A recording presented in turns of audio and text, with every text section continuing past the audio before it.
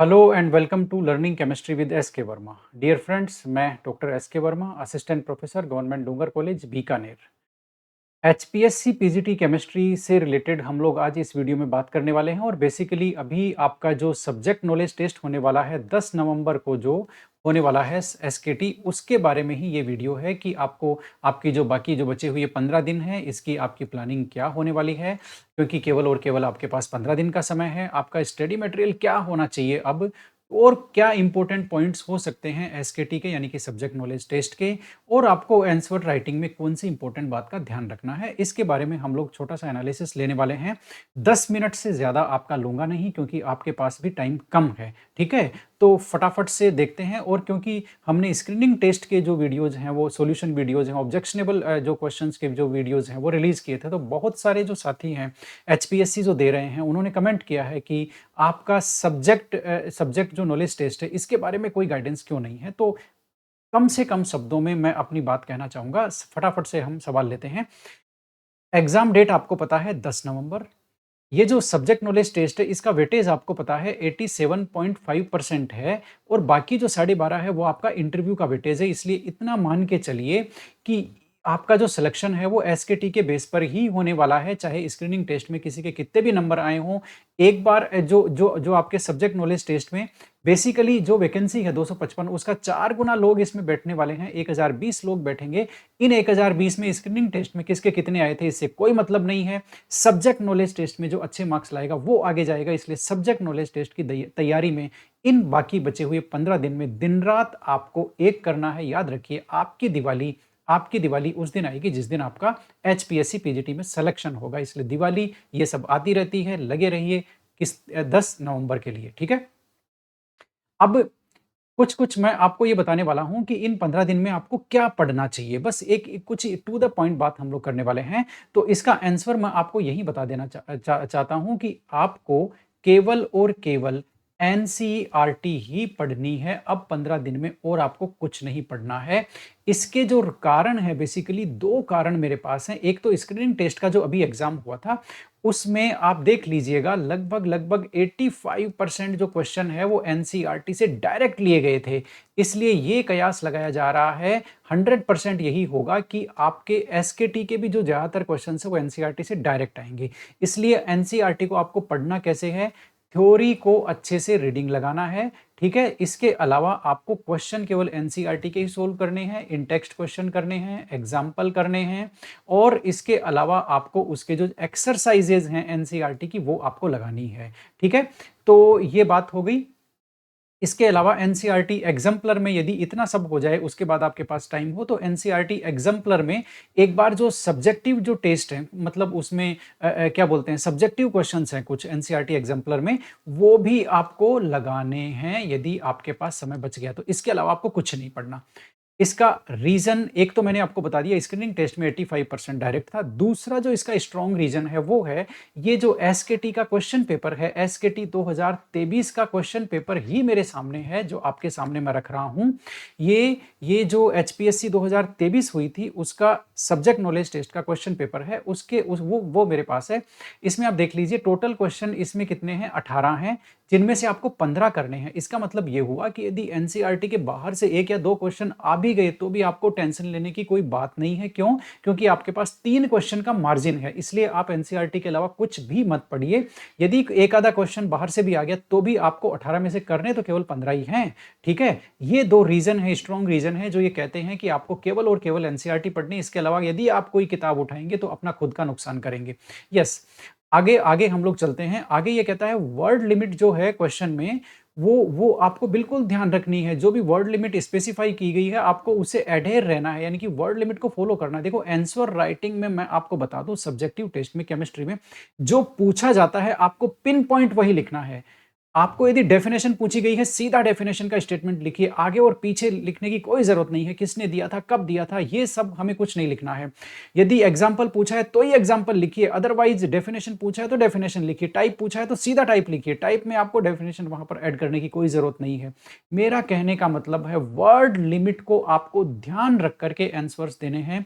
Limited word में quality answer आपका जाना चाहिए, जिसमें जो क्वेश्चन में पूछा गया है वो ही वहां पर होना चाहिए, उसके अलावा अगल बगल लेवल की चीज़ें वहाँ पर नहीं होनी चाहिए। याद रखिए, आप एक्स्ट्रा लिखते हैं, ज़्यादा लिखते हैं, वो चेक करने वाले का अनावश्यक रूप से ध्यान आकर्षित करता है, जो आपकी नेगेटिव मार्किंग का रीज़न हो सकता है। इसलिए आपको सीधा वही लिखना है जो क्वेश्चन में पूछा गया है। इसको मैं आगे और बता दूँगा, ठीक है? इसके अलावा आपको आपको पहले ये डिसाइड कर लेना है कि जो टोटल क्वेश्चन दिए गए हैं, उनमें कौन से 15 आप करने वाले हो।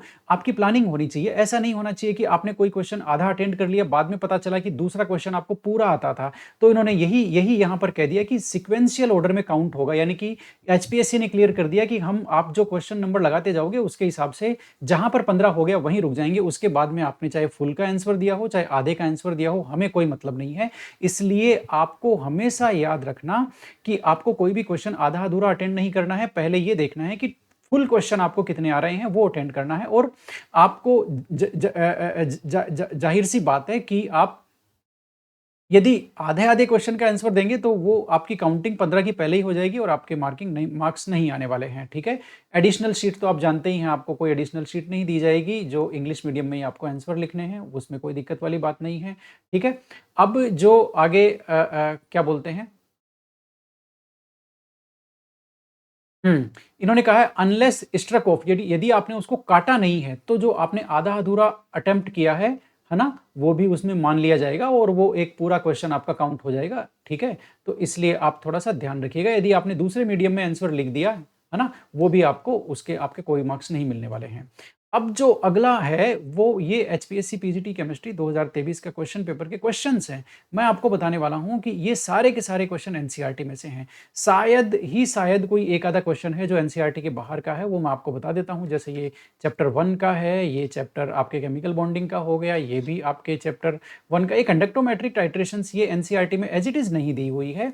इसलिए हालाँकि ये आ जाती है, यदि आप कोई रिफ्रेशर वगैरह देखेंगे तो उसमें कवर होती है, लेकिन एनसीईआरटी में डायरेक्ट नहीं दिया हुआ, तो हम मान लेते हैं कि ये हमारा जो है वो एनसीईआरटी में नहीं है, ठीक है?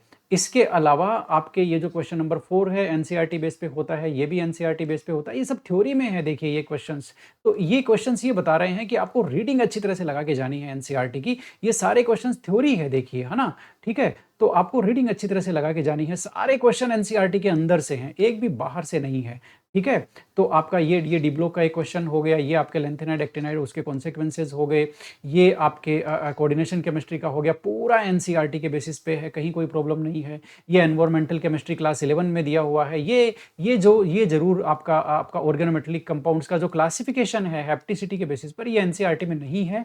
तो आप देख सकते हैं कितने कम ऐसे क्वेश्चन हैं जो एनसीईआरटी में नहीं है। 150 नंबर का होगा, मेरे को लगता है 10 नंबर के सवाल हैं वो एनसीईआरटी में नहीं है, बाकी सारे के सारे आपके एनसीईआरटी में दिए हुए हैं, ठीक है? ये देखिए, ये chemical test primary, secondary, tertiary alcohol है, ये पॉलीमर्स है, सब के सब आपके जो सवाल है, मिथाइलएमीन है, केमिकल टेस्ट है ग्लूकोज के लिए, सब के सब आपके एनसीईआरटी में ये सवाल दिए हुए हैं। इसलिए जो कंक्लूजन है, ये देखिए, डिस्टिंग्विश टेस्ट है, एल्डिहाइड और कीटोन का विलियमसन सिंथेसिस है, 18 सवाल है आपका एसएन1 और स्टेट हकल रूल फॉर एरोमेटिसिटी। तो आपने देखा सारे क्वेश्चंस जो हैं वो क्या हैं, आपके एनसीईआरटी में से हैं। इसलिए इन 15 दिन में एनसीईआरटी और इसके जो क्वेश्चंस है, एक्सरसाइज है, एग्जाम्पल है, इन टेक्स्ट क्वेश्चन है, वो काफ़ी ज़्यादा आपको बस वही लगाने हैं, इसके अलावा आपको कुछ नहीं लगाना है। तो इसके लिए आप क्या कर सकते हैं, एनसीईआरटी का सॉल्यूशन आता है बेसिकली एमटीजी का, वो एनसीईआरटी का आप सॉल्यूशन ले आइए। उसमें एग्जाम्पलर क्वेश्चन भी है, उसमें क्या बोलते हैं, आपके चैप्टर एंड एक्सरसाइजेस भी हैं, उसमें इन टेक्स्ट क्वेश्चन के आंसर भी हैं,